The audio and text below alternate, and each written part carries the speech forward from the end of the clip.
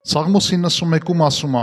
բարձրյալի ծածկոցի տակ բնակվողը ամենակարողի շուքի տակ է հանգստանում։ Իսկ քանի տեսակ ծածկոցներ կան։ Սիրելիներս, կա սուրբ ծածկոց, որի հեղինակը Աստված է, եւ կա կեղծ ծածկոց, որի հեղինակը Սատանան է։ Եվ որոշումը կայացնողը մենք ենք, թե որ ծածկոցի տակ բնակվենք։ Ով է քեզ ստիպում մեղք գործես։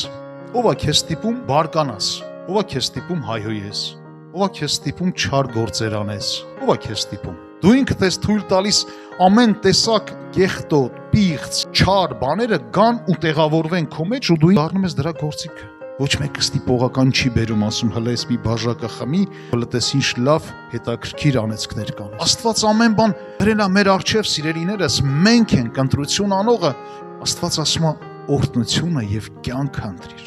որ լինես օրհնված եւ քո կյանքի օրերը լինեն երկար, որովհետեւ այդ ամեն ինչը Աստծո ձեռքերի մեջ է։ Մեր ընտրությունը սա է, որ ծածկոցի տակ եմ ես բնակվում։